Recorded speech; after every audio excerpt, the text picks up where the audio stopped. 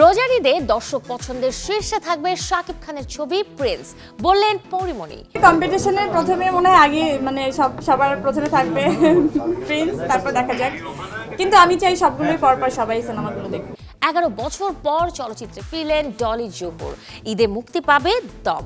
আমি কিন্তু ছবি করবো বলে করতে যাইনি, ওরা ধরেছে আমাকে যে করো কাজটা, হ্যাঁ ভাল লাগবে। 21 পদক প্রাপ্তিতে ঈদের পর একক কনসার্ট করবে ব্যান্ড ওয়ারফেজ। পথ চলা 2 এর গান আবার এই মাস থেকে রিলিজ হওয়া শুরু হবে ধারাবাহিকভাবে। এই তো তারপর হয়তো ঈদের পর আমরা একটা বড় কনসার্ট করার চেষ্টা করব। দর্শক সবাইকে আমন্ত্রণ, শুরু করছি ওয়াকার ফুটওয়্যার প্রেজেন্টস অভিযান স্টাইল 24। দেশ বিদেশের বিনোদনের নানা খবর সাথে নিয়ে আছি আমি শাহরিন জেবিন। এবারের রোজার ঈদে দর্শক চাহিদার শীর্ষে থাকবে শাকিব খান অভিনীত ছবি Prince once upon a time in Dhaka. গতকাল এক অনুষ্ঠানে এমনই ভবিষ্যৎবাণী করেন চিত্রনায়িকা পরিমণি। সন্ধ্যায় এক আয়োজনে ঢাকা সিনেমার এই নায়িকাকে সাংবাদিকরা প্রশ্ন করেন এবারের ঈদের ছবি নিয়ে, জানতে চান কোন সিনেমাটি থাকবে এগিয়ে। উত্তরে পরিমণি হেসে বলেন, কোনটা আবার, শাকিব খানের প্রিন্স থাকবে সবার থেকে এগিয়ে। এমনটা বললেও নায়িকা চান ঈদে মুক্তি পাওয়া সবগুলো ছবি যেন দর্শক দেখে। 12 বছরের ক্যারিয়ারে মাত্র একটি সিনেমাতেই শাকিব খানের নায়িকা হয়েছেন পরিমণি। আবারও কি তাদের একসাথে পর্দায় দেখা যাবে? সাংবাদিকদের এমন প্রশ্নে নায়িকা বলেন, খুব তাড়াতাড়ি দেখা যাবে। কম্পিটিশনের প্রথমে মনে হয় আগে সবার প্রথমে থাকবে প্রিন্স, তারপর দেখা যাক। কিন্তু আমি চাই সবগুলোই পরপর সবাই সিনেমাগুলো দেখুক। হ্যাঁ, কেন পারবেন না, অবশ্যই দেখতে পারবেন। তাই সময় আসুক, সবকিছু মিলে যাক, অবশ্যই দেখতে পারবেন। 11 বছর পর পর্দায় ফিরলেন বরেণ্য অভিনেত্রী ডলি জোহর। রেদওয়ান রনি পরিচালিত দম ছবিতে গুরুত্বপূর্ণ একটি চরিত্রে অভিনয় করেছেন তিনি। দীর্ঘদিন চলচ্চিত্র থেকে দূরে থাকলেও ঠিকই নাটকে নিয়মিত ছিলেন গুণী এই শিল্পী। ডলি জোহর জানান, দম ছবিতে আফরান নিশোর মায়ের চরিত্রে অভিনয় করেছেন তিনি। গল্পে পুত্রবধূর ভূমিকায় আছেন পূজা চেরি। অভিনেত্রী আরও জানান, সিনেমাটিতে থাকা সবার অনুরোধেই মূলত কাজটি করেছেন তিনি। সবশেষ 2015 সালে মুক্তি পায় ডলি জোহর অভিনীত ছবি 2 পৃথিবী। এফআই মানিক পরিচালিত সিনেমাটিতে অভিনয় করেন শাকিব খান, অপু বিশ্বাস সহ আরও অনেকে। রহিম নওয়াজ পরিচালিত অসাধারণ চলচ্চিত্র দিয়ে সিনেমায় পা রাখা ডলি জোহর এখন পর্যন্ত অভিনয় করেছেন 160টিরও বেশি সিনেমায়। নিশোর মা তো, পূজার সঙ্গে ছিলাম, নিশো ছিল, চঞ্চল ছিল। কাজে এই কাজ করতে যে আমার কাছে মনে হয়নি যে আমি ফিল্মের কাজ করতে গেছি আর কি। মনে হচ্ছে যেন নাটকেরই কোনো কাজ, বিরাট একটা ওয়াইড লেন্সে। এই ব্যাপারটা খুব একটা খারাপ মনে হয়নি। আর কাজটা করতে যেটা হয়েছে যে আমি কিন্তু ছবি করবো বলে করতে যাইনি, ওরা ধরেছে আমাকে যে করো কাজটা, হ্যাঁ ভাল লাগবে, তুমি তো করোনা ছেড়ে দিয়েছো, তো ভাল লাগবে, ঠিক আছে চলো করি। Friday night with Zayed Khan শোতে জায়েদ খানের এবারের অতিথি অভিনেতা কাজী মারুফ। শুক্রবার বাংলাদেশ সময় রাত 9টায় প্রচারের অপেক্ষায় থাকা এই আড্ডায় স্মৃতিচারণের পাশাপাশি পর্দার আড়ালের গল্প করেছেন তিনি। ইতিহাস ছবির অজানা গল্প, ক্যারিয়ারের উত্থান পতন এবং প্রবাস জীবনের অভিজ্ঞতাও শেয়ার করেছেন কাজী মারুফ। হাই, আসসালামু আলাইকুম, আমি জায়েদ খান। আসসালামু আলাইকুম, আমি কাজী মারুফ। ঠিকানা 36 বছর অতিক্রম করে 37 বছরে পদার্পণ করল। ঠিকানা is celebrating 36 years of legacy. শুভ জন্মদিন ঠিকানা। Happy birthday ঠিকানা। এই উপলক্ষে আমরা আসছি ঠিকানায় Friday night with Zayed Khan. So stay tuned. Stay tuned on Thikana. 42 বছরের যাত্রায় 21 পদক পাচ্ছে ব্যান্ড ওয়ারফেজ। দেশের দ্বিতীয় সর্বোচ্চ এই পুরস্কার প্রাপ্তির আনন্দ দর্শকদের সাথে ভাগাভাগি করে নিতে একক কনসার্টের আয়োজন করতে যাচ্ছে এই দলটি, যেটি ঢাকায় অনুষ্ঠিত হবে ঈদের পরই। এছাড়াও ঈদের আগেই নাকি পাবে ওয়ারফেজের একটি নতুন গান। চ্যানেল 24-এর সাথে একান্ত আলাপচারিতায় এসব জানান ব্যান্ডের প্রধান টিপো। 21 পদকের জন্য আমরা একেবারেই প্রস্তুত ছিলাম না। আসলে এটা পাওয়ার পর আমরা আসলেই খুব আনন্দিত, উদ্বেলিত। আর এটা আসলে একটা এই স্বীকৃতিটা পাওয়া পর মনে হচ্ছে যে আসলে এটা আমাদের একার অর্জন না, এটা আমাদের সবার অর্জন, পুরো ব্যান্ড সঙ্গীত জগতের অর্জন। যারা ব্যান্ড প্রেমী আছে, আমাদের দর্শক শ্রোতা ভক্ত আছে, প্রত্যেকের অর্জন এটা। 4 দশকের যাত্রায় এবছর 21 পদকে ভূষিত হয়েছে ব্যান্ড দল ওয়ারফেজ। যে অর্জন প্রাপ্তির অনুভূতি এভাবেই প্রকাশ করেছে দলের সদস্যরা।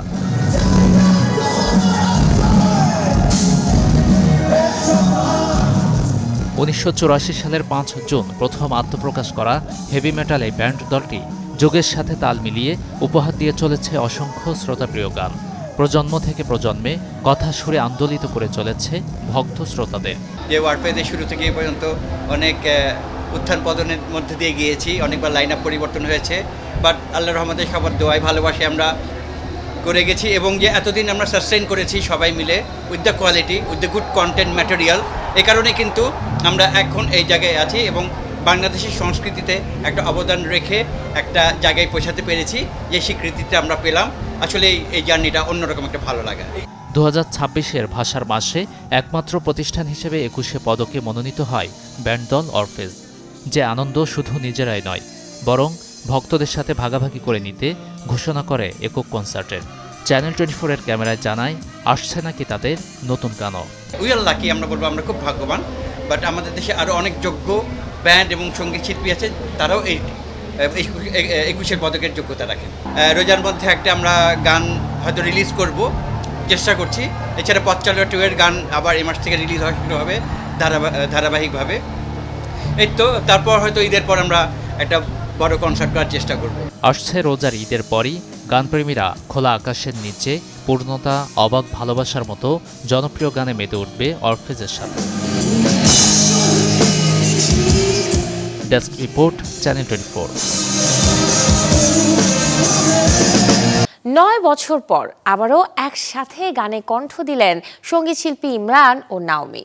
তাদের নতুন গানটির কথা লিখেছেন আসিফ ইকবাল, আর সুর ও সঙ্গীত আয়োজন করেছেন শিল্পী ইমরান নিজেই। যদিও এখনও চূড়ান্ত হয়নি গানটির শিরোনাম।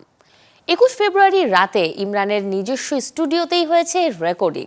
মৌলিক যে গানটি হয়েছে ভালোবাসাকে উপজীব্য করে। দীর্ঘদিন পর দেশে ফিরে এটি নওমির প্রথম গান। এখন থেকে নিয়মিত গানের সাথে থাকার কথাও জানিয়েছেন এই শিল্পী। 9 বছর আগে জাহিদ আকবরের লেখা ও ইমরানের সুর সঙ্গীতে আনমনা শিরোনামের একটি গান গেয়েছিলেন দুজনে। তার আগে হৃদয়ের সীমানা এবং স্বপ্ন মাঝে নামের দুটি গানে একসাথে কণ্ঠ দেন ইমরান নাওমি। দর্শক, এবারে 1 মিনিটে জেনে নেব দেশ বিদেশের বিনোদনের কিছু আলোচিত খবর।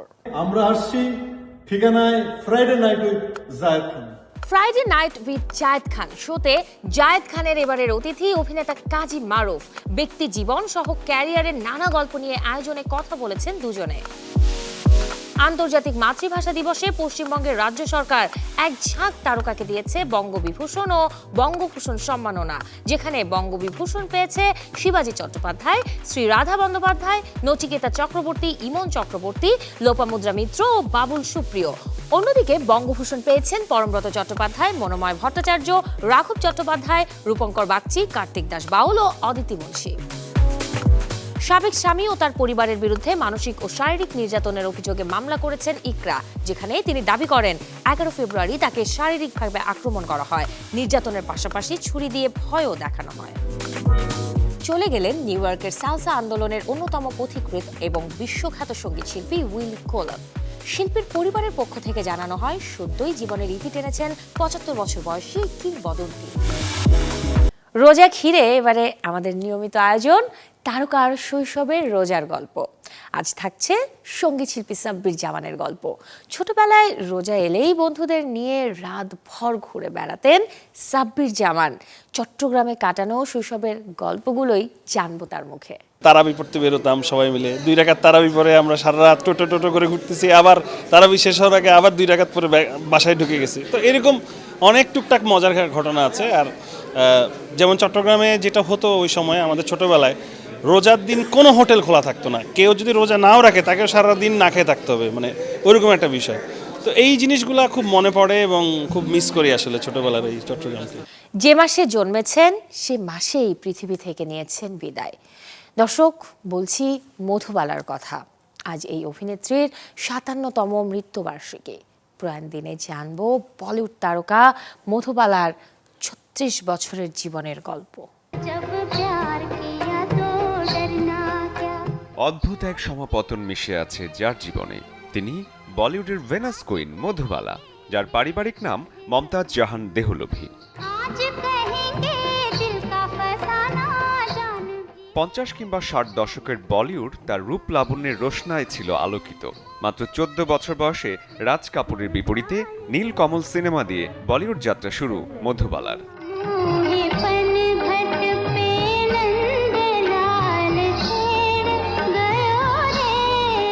যাকে লেগেছে ভালো, মধুবালা তার কাছে দিয়েছেন ধরা চঞ্চলা হরিণীর মতো প্রেমের জোছনা হয়ে। মোঘল-ই আজম ছবিতে আনারকলি চরিত্রে তার অভিনয় আজও অমর হয়ে আছে।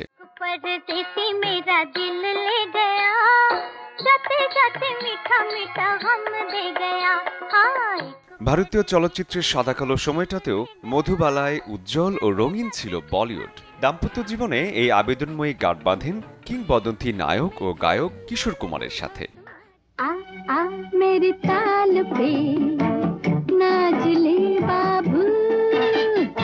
স্বর্গীয় সৌন্দর্য, চোখের মায়ায় নরম হাসি আর অভিনয় দক্ষতা মধুবালাকে যেন অনিবার্য করে তুলেছিল কমেডি থেকে শুরু করে রোমান্টিক সব সিনেমাতেই।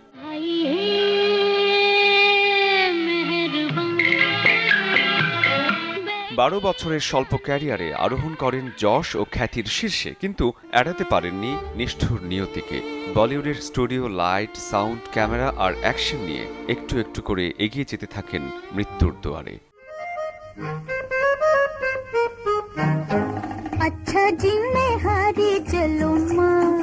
রোমান প্রেমের দেবী ভেনাসের সাথে তুল্য মধুবালা পৃথিবীতে আসেন ভালোবাসা দিবসে, আর হৃদয়ের অসুখ নিয়ে মেঘের দেশে পাড়ি জমান 23 ফেব্রুয়ারি। সিনেমার গল্পের মতোই পাওয়া না পাওয়া ছিল মধুবালার জীবনে, আর তাই তো অনেকের কাছে তিনি the beauty with tragedy. Shariful Haque, channel 24। আসছে হইচইয়ের দর্শক প্রিয় সিরিজ মন্টু পাইলটের নতুন কিস্তি। মন্টু পাইলট 3 মুক্তি পাবে 4 মার্চ। দেবালয় ভট্টাচার্য পরিচালিত এবারের পর্বে অপরাধ জগতের নতুন রহস্য ভেদ করবেন অভিনেতা সৌরভ দাস। অন্ধকার গলির ভেতর লুকিয়ে থাকে অগণিত না বলা গল্প, নিষিদ্ধ পল্লীর ধূসর বাস্তবতা, ভাঙ্গার স্বপ্ন আর বেঁচে থাকার নির্মম লড়াই। এসব নিয়ে দর্শকদের মনে গভীর ছাপ ফেলেছিল জনপ্রিয় Bangla web series Montu pilot. আর এবার এরই তৃতীয় কিস্তি নিয়ে পর্দায় আসছে সিরিজ মন্টু পাইলট 3। 2019 সালে ওটিটি প্ল্যাটফর্ম হইচই মুক্তি পাওয়া মন্টু পাইলট খুব অল্প সময়ে দর্শকদের নজর কাড়ে। সিরিজটি একদিকে যেমন নিষিদ্ধ পল্লী নির্মম বাস্তবতা তুলে ধরেছে, তেমনি মানুষের ভেতরের ভাঙাচোরা স্বপ্ন, প্রেম আর মুক্তির আকাঙ্ক্ষাকেও করেছে গল্পের কেন্দ্রবিন্দু। গল্পের মূল চরিত্রে মন্টু, যার চরিত্রে অভিনয় করেছেন সৌরভ দাস। ছোটবেলায় পাইলট হওয়ার স্বপ্ন দেখা এক শিশুর ভাগ্য তাকে ঠেলে দেয় নীলকুঠি নামের এক নিষিদ্ধ পল্লীতে। সময়ের সঙ্গে সঙ্গে সেই স্বপ্ন ভেঙে গিয়ে মন্টু হয়ে ওঠে ওই এলাকার এক দালাল। কিন্তু তার জীবন বদলে যায় যখন আসে ভ্রমর, যার চরিত্রে দেখা গেছে সোলাঙ্কি রয়কে। এবারের তৃতীয় কিস্তিটি পরিচালনা করেছেন দেবালয় ভট্টাচার্য, যার গল্প হবে আগের চেয়ে আরো গাঢ় আর অন্ধকার। বয়সে পরিণত ও অভিজ্ঞ মন্টুকে আবারও টেনে আনা হবে সেই ধ্বংসস্তূপে ভরা নিষিদ্ধ পল্লীতে, যেখান থেকে সে একসময় পালাতে চেয়েছিল। কিন্তু এবার সেখানে ক্ষমতার নিয়ন্ত্রণ নিয়েছে আরো নিষ্ঠুর ও বিপজ্জনক এক শক্তি। অতীত, স্মৃতি আর অসমাপ্ত ভালোবাসার মুখোমুখি হয়ে মন্টুকে আবারও লড়তে হবে নিজের ভাঙ্গা জীবনের সঙ্গে। জানা গেছে আসছে 4 মার্চ ওটিটি প্ল্যাটফর্ম হইচইতে মুক্তি পাবে series Montu pilot 3। Desk report, channel 24। প্রথমবার একসাথে অভিনয় করেছেন 2 প্রজন্মের 2 তারকা মাধুরী দীক্ষিত ও তৃপ্তি ডিমরি। তাদের দেখা যাবে ওয়েব ফিল্ম মা বাহেনে, যেখানে মামের গল্প বলবেন এই 2 তারকা। রহস্য, হাস্যরস আর অপ্রত্যাশিত ঘটনার টান টান উত্তেজনায় তৈরি হতে যাচ্ছে এক নতুন গল্প। ভারতীয় সিনেমার জনপ্রিয় তারকা মাধুরী দীক্ষিত ও তরুণ প্রজন্মের আলোচিত অভিনেত্রী তৃপ্তি ডিমরি এবার একসঙ্গে আসছেন ডার্ক কমেডি ও থ্রিলার ঘরানার সিনেমা মা বাহেন নিয়ে। সুরেশ ত্রিবেণী পরিচালনায় এই ছবির গল্প এগিয়েছে রেখা নামের এক নারী এবং তার 2 মেয়ে জয়া ও সুষমাকে ঘিরে। শান্ত রক্ষণশীল এক পাড়ায় হঠাৎই ঘটে যায় অপ্রত্যাশিত এক ঘটনা। তাদের প্রতিবেশীর মৃতদেহ পাওয়া যায় তাদেরই রান্নাঘরে। সেই রহস্যজনক ঘটনার পর মুহূর্তেই পুরো পাড়ার আলোচনার কেন্দ্রবিন্দুতে হয়ে ওঠে এই পরিবার। হাস্যরস, বিভ্রান্তি আর রহস্যের স্তরে স্তরে এগোতে থাকে গল্পের নাটকীয়তা। মা বেহেন ছবিটিতে আরো অভিনয় করেছেন জনপ্রিয় অভিনেতা রবি কিষান। গল্পটি লিখেছেন পরিচালক সুরেশ ত্রিবেণী ও পূজা তোলানি। এখনও আনুষ্ঠানিকভাবে সিনেমাটি মুক্তির কোনো নির্দিষ্ট তারিখ ঘোষণা না আসলেও জানা গেছে খুব শীঘ্রই ওটিটি প্ল্যাটফর্ম নেটফ্লিক্সে মুক্তি পাবে ছবি Maa Behen. Desk report, channel 24। Hollywood সিনেপ্রেমীদের দীর্ঘ প্রতীক্ষার অবসান ঘটিয়ে বড় পর্দায় আসছে বেস্ট। আগামী 10 এপ্রিল আমেরিকান প্রেক্ষাগৃহে মুক্তি পাবে এই ছবিটি। স্পোর্টস অ্যাকশন ঘরানার এই চলচ্চিত্রটি পরিচালনা করেছেন টেলর অ্যাটকিন্স। অ্যাকশন ও আবেগের এক দারুণ সংমিশ্রণ দেখা যাবে সিনেমার গল্পে, যার প্রেক্ষাপটে রয়েছে মিক্সড মার্শাল আর্ট জগতের এক কঠিন বাস্তবতা। একজন যোদ্ধার ব্যক্তিগত জীবনের সংগ্রাম, রিংয়ের ভেতরের লড়াই এবং হারানোর সম্মান ফিরে পাওয়ার এক অবিশ্বাস্য কাহিনী ফুটিয়ে তোলা হয়েছে এই সিনেমায়। বিশ্বখ্যাত মার্শাল আর্ট সংস্থা ওয়ান চ্যাম্পিয়নশিপ এর সহযোগিতায় নির্মিত এই সিনেমার প্রধান চরিত্রে অভিনয় করেছেন অস্কার জয়ী কিংবদন্তি অভিনেতা রাসেল ক্রো। তার সাথে গুরুত্বপূর্ণ চরিত্রে দেখা যাবে ড্যানিয়েল ম্যাকফারসন এবং লুক হেমসওয়ার্থের মতো জনপ্রিয় তারকাদের। বাফটার আসরেও সেরার তকমাটা নিলেন লিওনার্দো ডিক্যাপ্রিও। তার ওয়ান ব্যাটল আফটার অ্যানাদার মুভিটি হয়েছে সেরা ছবি, অর্জন করেছে সর্বোচ্চ 6 পুরস্কার। এছাড়াও আর কারা কারা পেলেন সম্মাননা, দর্শক জানাবো সেই গল্পটা। লন্ডনের টেমসের তীরে আলো ঝলমলে এক রাত। চলচ্চিত্র প্রেমীদের দৃষ্টি তখন এক জায়গাতেই, রয়্যাল ফেস্টিভ্যাল হল, যেখানে বসেছিল ব্রিটিশ চলচ্চিত্রের মর্যাদাপূর্ণ আসর বাফটা অ্যাওয়ার্ডস 2026। চলচ্চিত্র প্রেমীদের উত্তেজনায় ভরা এই সন্ধ্যায় একের পর এক পুরস্কার জিতে কার্যত রাজত্ব করেছে cinema one battle after another. Paul Thomas অ্যান্ডারসনের পরিচালনায় নির্মিত এই চলচ্চিত্র সেরা ছবি, সেরা পরিচালক ও সেরা অভিযোজিত চিত্রনাট্য সহ মোট 6টি পুরস্কার ঘরে তোলে। অন্যদিকে ৭৯তম ব্রিটিশ একাডেমি চলচ্চিত্র পুরস্কার বাফটা পেল মণিপুরী ভাষায় তৈরি ভারতীয় ছবি বুং। আবেগপূর্ণ যে ছবি নেপথ্যে রয়েছেন ফারহান আক্তার। একাধিক আন্তর্জাতিক ছবির সঙ্গে পাল্লা দিয়েই সেরা শিরোপা পেল এই ছবিটি। এবারের আসরে সমানভাবে আলোচনায় ছিল সিনার্স এবং ফ্র্যাঙ্কেনস্টাইন। দুটি ছবি জিতে নেয় 3টি করে পুরস্কার। বিশেষ করে নির্মাতা রায়ান কুগলারের সেরা মৌলিক চিত্রনাট্যের জয় ইতিহাস গড়েছে এই বিভাগে প্রথম কৃষ্ণাঙ্গন নির্মাতা হিসেবে বাফটা জয়ের কৃতিত্ব অর্জন করেন তিনি।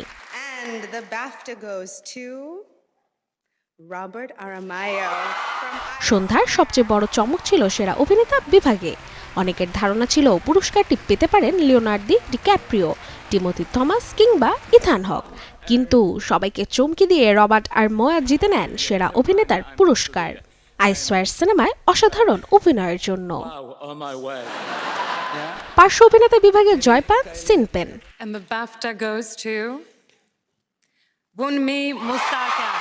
আর পার্শ্ব অভিনেত্রী হিসেবে পুরস্কার জেতেন ইউনমি মস্কো। দুজনেরই এটি প্রথম বাফটা চলচ্চিত্র পুরস্কার। অন্যদিকে জেসি বাকলি আবেগঘন অভিনয়ের জন্য হ্যামলেট সিনেমায় পান সেরা অভিনেত্রীর সম্মান। কারিগরি বিভাগেও নজর কাড়ে গিলার্মো দেল তেরেসার Frankenstein. Costume design, production design এবং মেকআপ ও হেয়ার বিভাগে 3টি পুরস্কার জিতে নেয় ছবিটি। অন্যদিকে ভিজুয়াল এফেক্টসে জয় পায় অ্যাভাটার ফায়ার অ্যান্ড অ্যাশ। আর সাউন্ড বিভাগে পুরস্কার জিতে নেয় F1 the movie. Desk report, channel 24। দর্শক, এতক্ষণ ছিলাম বিনোদনের নানা খবরে। এবারে জীবনযাপনের গল্প দেখব, লাইফস্টাইলের আপডেট। রমজানের শেষ দিকে মার্কেটগুলোতে থাকে উপচে পড়া ভিড়। তবে যারা ভিড় এড়িয়ে কেনাকাটা করতে পছন্দ করেন তারা কিন্তু আগেভাগেই সেরে ফেলেন কেনাকাটা। অন্যদিকে পাইকারি ক্রেতারাও কেনাকাটা করেন শুরুর দিকেই। ঘুরে আসবো দর্শক এবারে রাজধানীর আজিজ সুপার মার্কেটে, জানাবো ঈদ কেনাকাটার খবর। আগেভাগে ঈদের নতুন পোশাক কিনতে ক্রেতাদের এই ভিড়। কেউ নিজের জন্য, কেউ বা আবার এসেছেন পরিবার পরিজন নিয়ে। রাজধানী থেকে পাইকারি পোশাক কিনে যারা বিক্রি করেন ইউনিয়ন কিংবা জেলা শহরের দোকানে, তারাও সংগ্রহ করছেন বিশেষ সব ডিজাইন। নতুন ডিজাইনে আগ্রহ এমন পাইকারি আর খুচরা ক্রেতাদের দেখা মিলল রাজধানীর শাহবাগ আজিজ সুপার মার্কেটের বার্সাই ফ্যাশনে। এই ভিড়ের মধ্যে কেনাকাটার জন্য এখানে একটা আস্থার জায়গা পাই, আর এখানে এই যে ফিক্সড প্রাইসের জিনিস কিনে আরও বেশি সন্তুষ্ট আমরা। আমি এখানের প্রোডাক্ট নিয়ে অনেক সেল করতেছি, কাস্টমারের রিভিউ খুব ভালো, সবাই এসে খুঁজে বার্সাইয়ের প্রোডাক্ট, তাই আমি বারবার বার্সাইয়ের প্রোডাক্ট নিতে আসি। আগে আসার কারণ হলো পরে তো গ্যাঞ্জাম হয় অনেক, এর জন্য আগে আসলাম। আর আমি বার্সার থেকে রেগুলার করি, দেখলাম যে না এখন একটা সময় আছে, এর জন্য এসব মার্কেট করে নিলাম আর কি, পুরো ফ্যামিলি নিয়ে। আমার জন্য টি শার্ট, আমার ভাইয়ের জন্য টি শার্ট, আমার জন্য পাঞ্জাবি, আমার ভাইয়ের জন্য panjabi. Shirt, pant, panjabi, polo shirt আর শিশুদের আকর্ষণীয় পোশাকে এবার সেজেছে এই প্রতিষ্ঠান। গরমের কথা মাথায় রেখে বেছে নেওয়া হয়েছে বিদেশি আরামদায়ক ফেব্রিক। আমরা চাইনা, ইন্ডিয়া থেকে ফেব্রিক ইম্পোর্ট করে নিয়ে এসে আমাদের নিজস্ব কারখানায় নিজস্ব ডিজাইনার দ্বারা শতভাগ কোয়ালিটি মেনটেন করে পোশাক তৈরি করে সারা বাংলাদেশের জেলা ও থানা পর্যায়ে পাইকারি ও খুচরা বিক্রয় করছি। শিক্ষার্থীরা যেন স্টুডেন্ট বাজেটে ঈদের পাঞ্জাবি আর শার্ট কিনতে পারেন, সেজন্য বার্সাই ফ্যাশন রেখেছে বিশেষ ব্যবস্থা। ঈদ ঘিরে এবার এই ফ্যাশন হাউজে মাত্র 690 টাকা থেকে রয়েছে কেনাকাটার সুযোগ। গাজী আনিস, চ্যানেল 24, ঢাকা। রোজায় নানা নিয়মকানুন মেনে চলতে হয়। বিশেষ করে কোনোভাবেই খাবার বা পানি জাতীয় কিছু যেন নির্দিষ্ট সময়ের ভেতরে শরীরে প্রবেশ না করে, সে বিষয়ে থাকতে হয় সতর্ক। যে কারণে ড্রপার জাতীয় ঔষধ ব্যবহার নিয়ে অনেকেই দুশ্চিন্তায় থাকেন। দর্শক, বিশেষজ্ঞের পরামর্শে জানাবো রমজানে চোখে ড্রপ দেওয়ার নিয়ম। রোজা রেখে চোখের ড্রপ দেয়া যায়, এটা প্রখ্যাত যত আলেম আছে সারা পৃথিবীতে, তাদের সবার মতামত হচ্ছে রোজা রেখে চোখের ড্রপ দিলে রোজা ভাঙে না। যেহেতু নবী সাল্লাল্লাহু আলাইহি সাল্লামের আমলে চোখের ড্রপ পাওয়া যাইতো না, সুতরাং সরাসরি হাদিসে এই ধরনের কোনো তথ্য নাই। তবে যেহেতু আমরা জানি আমাদের সিস্টেম অনুযায়ী চোখের ড্রপ শরীরের ভিতর যায় না, পেটের ভিতর যায় না, এবং চোখের ড্রপ দিলে গায়ে কোনো শক্তি পাওয়া যায় না, সুতরাং চোখের ড্রপ দিলে রোজা ভাঙে না।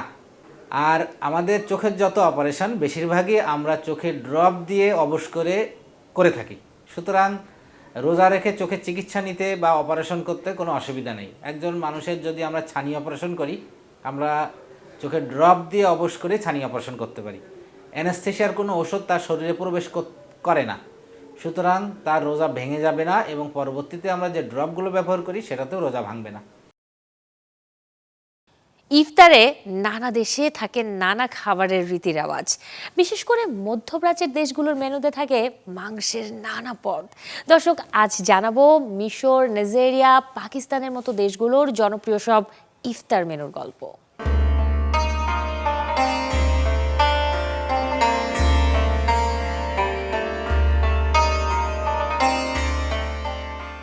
পিরামিড আর নীলনদের দেশ মিশরে 9 কোটি মানুষ মুসলিম। দেশটিতে ইফতার মানেই এক ধরনের আনন্দ উৎসব।